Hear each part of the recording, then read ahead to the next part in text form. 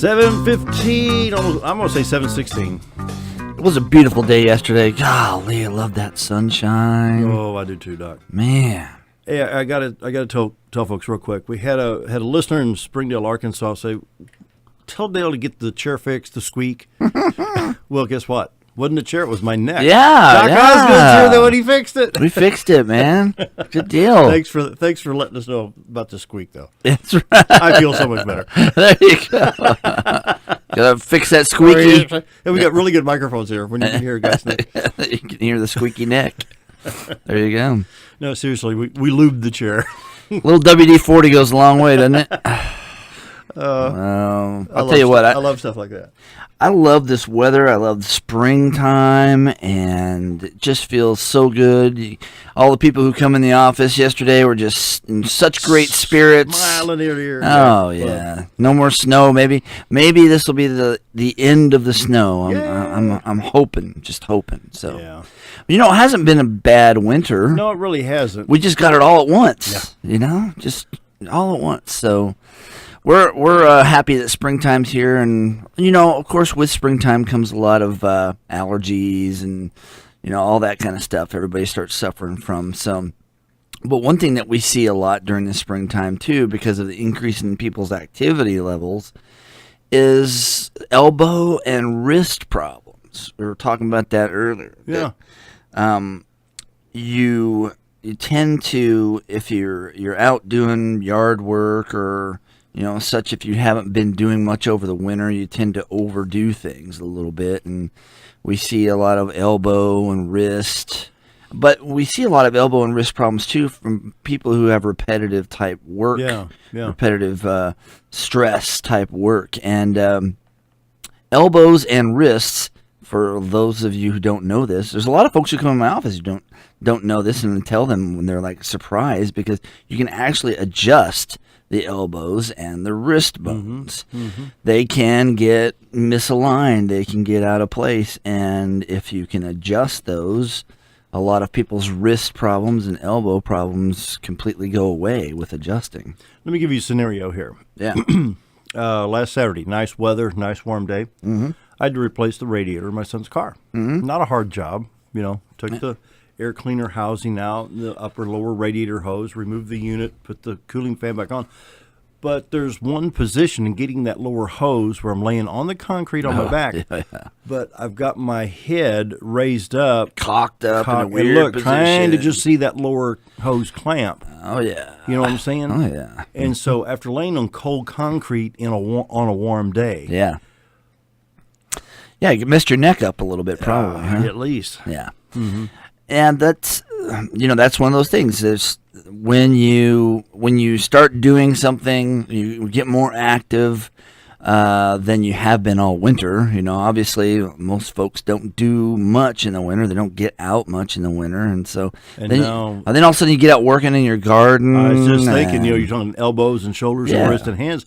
We're going to have the rakes and the shovels and everything else out. You got those wet leaves underneath the shrubberies. Mm-hmm. You got to get all that stuff out. You're raking, and you know we've talked a lot about lower back problems with raking. That is a big issue as well, but so are the elbows and wrists. So, you know, if you overwork it, overdo it, and you've got pain in the wrist area, if you've got pain in the elbow area, a lot of times it's from overworking those joints. Yeah. And the muscles themselves can build up a little bit of scar tissue and some knots in there. So a lot of times when we'll work with people's elbows and wrists, we'll work with the forearm muscles a little bit too and try to work out some of the knotted up tissue that's in there as well. There's some therapy that's called trigger point therapy. And we work on these little spots that are in the muscles that go from the elbow to the wrist, and they get overworked and they get inflamed, and some scar tissue usually builds up in there over time. But if we can do this trigger point therapy along with adjusting those bones, it gets rid of most people's elbow and wrist problems. Mm-hmm. So if you're suffering from, pain in the elbow itself or pain down the forearm, When you go to lift something, if you have a hard time grabbing or holding on to things, Yep. a lot of Been there, done times, and sometimes it gets misdiagnosed as carpal tunnel syndrome. Okay. A lot of times I remember that, yeah. a lot of times carpal tunnel syndrome gets thrown about when it's not necessarily carpal tunnel syndrome. It's just mainly overworked muscles and joints, and all of that can be fixed fairly easily with adjusting. Well, sometimes we'll use ultrasound therapy, which ultrasound therapy is a great therapy because it's deep penetrating sound waves that get in where that scar tissue is built up and the inflammation. It helps to kind of decrease the inflammation and break up scar tissue. Yeah. So all that used together, along with massage therapy. We have a great massage therapist in the office, and all of that is utilized together to try to resolve those problems. And usually when it comes to elbow and wrist problems, within a few visits, you get some pretty good results. You know who we may need to appeal to right now? Think about this. Mm-hmm. What I'm thinking about is the golfers. Yes, exactly. And golf season's going to be Here it starting up comes. again. I mean, I guarantee there's a few out there last Saturday. In fact, and we're yesterday. going to be starting, I think, the Businessman's Men's League over there at Twin Lakes, and I'm part of that too. Oh, yeah. And so I get out there and start. So I haven't been golfing since November. Okay, yeah, perfect example. Yeah, so you get out there and start swinging that work club. on your swing, and Yeah, your elbows and wrists can start getting, some problems in there too. So, definitely when you're gonna go do something like that, you haven't done it in a while. A lot of stretching, a lot of getting those muscles moving beforehand is a good thing to do as well. And something else that people don't think about, it dawned on me the other day. Mm-hmm. My right hand. Okay, what am I grabbing here? The mouse. Yeah, that You've mouse. got the yeah. wrist, the hand, and the elbow movement in the shoulder. And there's a lot of folks who have that issue. And when you've got that, you're resting your hand on that mouse and you're moving those fingers, and it gets these muscles that go up to that elbow. From the wrist to that elbow, you overwork those little tiny muscles in there, and that's where the scar tissue can build There up you go. and inflammation. And so sometimes we have to use the ultrasound, and then we do the trigger point therapy, kind of strip those muscles down and get those knots out of there. And usually within a few visits, you see really good improvement with it. So it's something that we work on quite a bit. So if you're having that problem, if you're having a hard time grabbing something and holding on to it, or you just have a lot of pain when you turn your wrist over, with your elbow joint, all that kind of stuff can be fixed. So it's not something you have to be living with, or taking a lot of pills just to take care of inflammation, which a lot of people take anti-inflammatories, and that's okay. But if it's long-term use and that's all you're doing is eating those things all the time, then you want to see if you can fix it. Fix the actual problem instead of trying to put a Band-Aid on the inflammation. Yeah. But yeah, we see a lot of that this time of year. Golf is a really, it's a really big one. But something else, Doc, and I want to emphasize the fact this is not just people my age and older. No, we've got young. We got youth sports. We've got I soccer and baseball. I see a lot of athletes things, too. Yeah, you bet. I have pitchers. I've had quarterbacks. Anybody who's having to use that arm a lot. And it's something that you can just get overworked very easily. And like I said, even at a young age, it can just get overworked. And I work on all ages. I have kids in there who are from newborn on up. So Right. yeah, I mean, I've adjusted my kids from the time they were born. I adjust them regularly. So it's one of those things going back to maintenance that is really, really good for a spine, just to keep everything realigned and keep it healthy. So I think it's important just to keep a healthy immune system and healthy function, just to keep the bones of the spine aligned. Mm-hmm. So what about, I've got about another 2 minutes here. I want to ask a couple of questions because we've got so many scenarios in springtime. yeah. Now it's time for spring cleaning. There's going to be these days where the windows are open, the doors are open, the rug's going to be thrown out and beat or washed or hosed out or something. Mm-hmm. And then you get up on the step ladder and you're cleaning that ceiling fan. You know how dusty they get in the wintertime. Right. Perhaps somebody slips. Right. Not necessarily a fall, but I mean just enough to jar everything. Sure. Yeah, and a lot of times That's happened to me, and I think, oh my goodness. a lot of times catching yourself is worse than the fall Yeah. because you'll gyrate and do so many weird movements just to keep yourself from falling that it can lock up things like the sacroiliac joints in the lower back. It can shift vertebrae a little bit. And if you have any bad discs, degenerative discs or anything like that, it can really put pressure on the nerves that come from those areas too. So what if I was on, say I had a 4-foot step ladder, and I'm up on the second rung, I'm up 2 feet, and I just slip and land on my feet? Yeah. That jars everything. Oh, yeah. Yeah, it's like, because your discs on the spine are like your shock absorbers. Yeah. And if you don't have a whole lot of discs because of degeneration, and you jar it like that, it's like you're compressing everything together. And that affects everything: the back, the neck, the arms, all the way up. Yeah, yeah, it can. So, yeah, all those jarring effects that you have, the people who fall and land on their rear end it's a big one too, because that just compresses everything in the spine all the way up. So, especially with all this ice and snow that we've had. Well, your location and that phone number. It is 425-4424, and we're right across the street from Centennial Bank, right up the road from here, and just down the street from Hobby Lobby, so right across the street from it. And just call us, visit our website, mountainhomechiro.com. A lot of good information there. I've been going through it while we talk. Yeah, there's information on how on extremities, which are your elbows and wrists and knees and feet, and all those things that can be adjusted, and a lot of good information on what can be adjusted. A lot of people don't realize that you can actually adjust all the bones in the body. So sure can. Doc Osgood has helped me many times. I guarantee he can help you. Give him a call at 425-4424. You betcha. And it works, folks. Oh, yeah. I'm a believer in it. Wow. Time for the news. We'll be right back.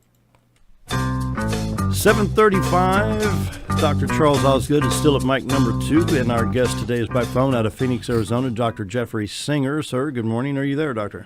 Yes, I'm here. Good morning. Well, we want to talk a little bit about these electronic health records. You had an article, I believe, was it in the Wall Street Journal or New York Times? Yeah, on the Wall Street Journal back in mid-February about electronic health records. It's not gotten a lot of attention in the media, and regardless of what happens with the King versus Burwell decision in the Supreme Court this June, there's going to be a big move to repeal and replace the Affordable Care Act because it's just not working. And if the King versus Burwell decision decides for the plaintiff, then it's going to have to happen right away. And so the one thing that won't be addressed is electronic health records, because it's not actually technically part of the Affordable Care Act. It's part of a separate bill, and it was passed as part of the stimulus package in 2009. The famous stimulus package that was very controversial. Really? And so first of all, I want to go on record as saying I'm not against electronic health records per se. In fact, there were many doctors prior to this who were already starting to purchase electronic systems after consulting IT people to help them in their practice. And just like any business, it's a business decision, and nobody ordered the banks to go electronic, or the retailers, or the supermarkets, or even the dry cleaners. But what happens normally is, if you think it might help you in what you do, you consult an IT expert. They come in, they study your business, and they design a system around the way you do things to make you better at what you do. But what happened was, in 2009, the government said all doctors, hospitals, healthcare providers, including pharmacies, will adopt an electronic system. It's not going to be up to them, because if they don't, they're going to pay a significant penalty, a financial penalty. And if the system they adopt has to be the one that we already have chosen for them. Anything that doctors already had, they actually had to scrap because it didn't meet what they call meaningful use criteria. In other words, your system that you paid an IT consultant to design for you is not meaningful. And so they have their ideas of what's meaningful. So suddenly, that this is very, in a very damaging way, impacted on the patient-doctor relationship, because, first of all, when you have to suddenly stop thinking the way you normally think and do things the way you normally do, and now make everything conform and comply to this template that was designed by somebody else, not to fit your needs, but to fit their needs, and you're having to follow, basically fill out a form all day long that has information that they want. It takes you off your game. Most people notice they're looking at the back of the heads of their doctors rather than at their doctors, because their doctors are focused on this. It reduces the doctor to basically like a clerk at the DMV who's sitting on the other side of the computer screen and entering information as he interviews you. But it also takes you off your game. So there's been a lot of studies now showing that there have been increased errors as a result of this. In fact, that it was reported in the journal Diagnosis in October that the famous Thomas Eric Duncan, who was sent home from the emergency room in Texas with Ebola and then died, after he went to them and told them he thinks he has Ebola. He's from Liberia and has been around people with Ebola. Well, that was traced to the electronic health record system. And there have been many other examples. What ends up happening is doctors, just like anybody else, look for ways to take shortcuts to save time. So they start cutting and pasting information put into the electronic record from a previous doctor, so that at least they complied by filling out that part of the computer screen. But that information isn't necessarily the right information. It just got them to the next step, so you can go on to the next page. And so a lot of the data that we see, we can't trust. I come home at the end of every day worried that as a result of the electronic record system, I overlooked something, or I missed something, or I acted on a piece of information that's not correct, and it creates a lot of stress. Also, the cost of converting over to this, not just financially, but in terms of the loss of productivity, because it throws sand in the gears of your practice. So for up to 6 months, doctors can't see half as many patients as they used to be seeing, because they have to basically spend time filling out these forms. And so the cost to that has driven a lot of doctors out of private practice, and many of them have approached hospitals who have deeper pockets and have said, could you buy me out, make me owned by you, and put your electronic system in my office? And so now you have something like 70% of doctors now are not in private practice. They're basically employees of hospitals, which creates another ethical dilemma, because sometimes you find yourself torn between what the hospital wants you to do because they have their compliance concerns and what you think is best for your patient, and which creates an ethical problem. And then finally, a lot of people think, and I can't blame them for thinking this. They think, oh, this is great. So I could show up in any urgent care anywhere in the United States with an acute medical problem. They'll just go in a computer. They know everything they need to know about me. Well, if that was true, that would be great. But it's not. In fact, the Department of Health and Human Services just reported this past November that only 14% of electronic systems even connect with one another, and almost all of them are the connections between the doctors and the hospitals who bought them, the ones I just described a few minutes earlier. So what ends up happening is I'm a surgical specialist. I'll have patients referred to me by primary care doctors with a surgical problem, like a gallbladder problem or something like that. Well, the doctor has to print out from his computer this several-page-long history and physical and send it over to my office. And it's several pages long because he has to comply with the meaningful use requirements of the electronic record system. So he's got pages and pages of things that he probably doesn't care about either, but the government thinks, actually the government wants the information. So I'm looking at this report sent over, and it could be 20 pages long with all sorts of irrelevant information, and my eyes are scanning over all this stuff trying to find the useful information to me. And I worry, and it's happened, where sometimes as your eyes scan over it, you miss something that was important. Just sort of like looking for a name in a phone book. And so that's another problem that exists. Now, it's not a coincidence that in that stimulus package that ordered us to go to electronic system, there was also another allocation to create this commission called the Federal Commission for the Coordination of Comparative Effectiveness Research. That's really what it's called, FCCCER. And what they're supposed to do is collect all the data from these electronic systems, and then, based upon statistics, come up with what they think is a cost-effective allocation of medical dollars. What's comparatively effective in comparison to others. And then that data is supposed to be used by the Independent Payment Advisory Board, or IPAB, which is part of the Affordable Care Act. And this is that board that's been accused of being a death panel. Yeah. It's 15 appointed people who are not answerable to Congress or to the courts, and they're supposed to make recommendations as to what payment will be for different things for Medicare patients. So technically, they're not directly rationing care. They're not saying if you're over 75 years old, you can't have a knee replacement, for example. But what they are going to say is, if you're over 75 years old, then the doctor and hospital, et cetera, will get paid, let's say, for example, $1,500 total. But if you're under 75 years old, you get paid $15,000 total. And that's the way they'll indirectly ration, basically by just, not paying very much and basically disincentivizing doctors and hospitals from providing care for certain things to seniors based upon the statistics that were culled from the electronic health records. So even though the electronic health records is not actually a part of the Affordable Care Act, it was clearly designed to enhance and augment whatever was going to pass when they passed the Affordable Care Act and then they found out what was in it.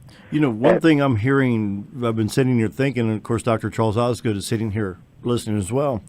I don't mind, I don't mind my doctor, like Dr. Osgood, having my records on his computer, but I don't know, when you said that the government said, okay, you're going to have this particular program, what's hidden in that program? That's right. I mean, seeing what's going on with some of these servers in like Hillary's house, I mean, what's keeping Hillary from erasing certain things from my health records if she can access them? You know what I'm saying? No, the program is, they're private vendors. There's several competing private vendors that market the program.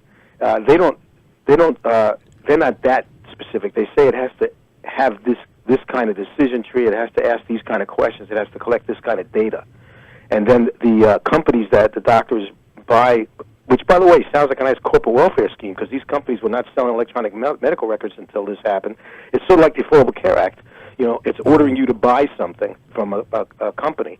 And so these companies promise you that if you purchase our product, you will meet the meaningful use requirements of the government because our system's designed where it won't let you go on to the next section on the computer screen until you've answered certain questions. And what ends up happening is, I'm telling you, doctors end up making up an answer if that'll get them onto the next screen. And some doctors, because it's slowing them down so much, this is another privacy concern, they've hired scribes. Dr. Osgood might know about this, where they have people follow them from room to room on a laptop, and they're taking the data down so that the doctor can kind of look at the patient and focus on being a doctor. But these scribes are not medical people, and they're being exposed to some very personal, confidential information that patients may not want to share with an outsider. Right. So I'm sorry, we're down to our last minute. I want to get your final thoughts, Dr. Singer. Well, my final thoughts are that, once again, when the government decides what's best and imposes a one-size-fits-all solution, it always has these detrimental consequences. And I think that, especially if the Supreme Court decides for the plaintiff, but even if the Supreme Court doesn't, reality is going to demand that the Affordable Care Act be repealed and replaced because it can't work. And when that's addressed, as it needs to be, what's going to get lost in the shuffle is the electronic health records mandate, because that isn't technically a part of that bill. So the purpose of my writing this was to bring to the attention of legislators that when they get around to it, I mean, priority is repealing and replacing Obamacare, but they also need to repeal that electronic health record mandate and let doctors continue to evolve their own systems as they were doing in the first place. Wow. Right, and I think mainly this was all set up so that it could all be in a central database. But what the joke about it is none of it is. Because like me reporting that I have done meaningful use, all you do is go to a website and say, yeah, I did it. Right, you're subject to an audit. Yeah. And you've got to hope you pass, you better pass the audit. But the other thing is that the information you put in there isn't necessarily true. No, exactly. Does the patient smoke? You say yes or no. Right. You just got to check the box. Dr. Jeffery Singer, I want to thank you for being on the program today and for this this is valuable information. I had no idea about this. Oh, yeah. You say when was that in the Wall Street Journal back in February? I think it was February 17th. It was called, the Wall Street Journal gave it the title, Obamacare's Electronic Health Record Debacle. So surely we could find that in the archives online somewhere. Yeah. Very good. Thank you for being on the show today. Thank you so Pleasure. much. Dr. Thank Jeffery you. Singer, Phoenix, Arizona. It's time for the Sean Hannity Daily Update. We'll be right back. 7:52. I'll tell you what, the EHR stuff is really a crock, and it's a big waste of taxpayer money too. It really Yeah, you is. see it firsthand, don't you? Oh yeah. It's a big waste of money. So, and forcing doctors to do stuff that's not really relevant to their practice either. So, I mean, it's government. Anytime you allow the government to control something, you are going to get a lot of waste. You're going to get a lot of... Well, look what happened in my line in automotive. Yeah. You know, we had cars, they weren't too fuel. And, it really opened up more fuel efficient, better emissions on cars. But for a while, you remember in the 70s, some of those cars where they wouldn't hardly run with the catalytic converters. Oh, and clog up, all that stuff. horrible. Yeah. You bet. Yeah, anytime you let the government be in charge, you're not going to get good results. Yeah. So, I want to give a shout out to Tom Cotton. All right, Tom. Yeah, I tell you what, Go, Tom, I'm actually pleasantly surprised that we have someone who just, right out of the gate, has done something so big. He just jumped right out there and said, "Hey, let's do this." For the record, he will be on Horse's Mouth, straight from Horse's Mouth, on the 21st. Cool. I caught up with him by phone, of course, and said, "Hey, I need 30 minutes." So we recorded and talked about the very issue about terrorists can either rot in hell or Guantanamo. Yeah. Take your pick. But Right. Yeah, I'd rather they rot in hell. But given the choice, Tom needs to learn how to open up. Yeah, right. Really express yourself. Right. Senator. Yeah. Just don't sugarcoat it or anything. But yeah, we've had these people totally annihilate the United States. We got ISIS I know. beheading Christians, I know. and we want to slap them on the wrist We and want to give them jobs. give them jobs. We need to give them jobs Yeah, because that's the whole problem. They don't have a job. they're loitering. They're loitering and they have We gave nothing them to jobs do. since World War II. That's why we built all their oil fields over there. Now they use that money against us. Isn't that nice? Oh my! Yeah, we did all of that for them, and now they're using it against us. So, yeah, I just want to say that I'm proud of what he's doing. He's got a backbone. He does. But he's seen this stuff firsthand. He's been in Iraq. He's been in Afghanistan. Yeah, he has done the tours of duty. yeah. I'm not saying he's done above and beyond anybody else. There's a lot of people that have done. But he's been there. He's been there and done that, and he's in the Senate, and he's saying, "Hey, this is what I know. This is where we're at." Right. And we're trying to sugarcoat this and shove it under the rug. Right. It's not working. Well, I'm happy that we actually have someone who has guts in there who says, "Hey, let's do the right thing. This is the right thing to do." I'd hate to be on the wrong side of him and Trey Gowdy. Oh yeah, yeah. Trey Gowdy's another one. What I'll if tell those two you, could interrogate Hillary Clinton on the emails? that would be great. Ooh. I'd love to see that. Ooh. Do you think she'll sit down for? She's got to, doesn't she? I hope they subpoena that server. Yeah, yeah. I know. She's all no. I'm going to keep that. That's not going anywhere. I hope they subpoena that server. Let's see what happens to that. Huh? I think we could probably find out a few more things about Benghazi too. That's true. And to delete 30,000 emails.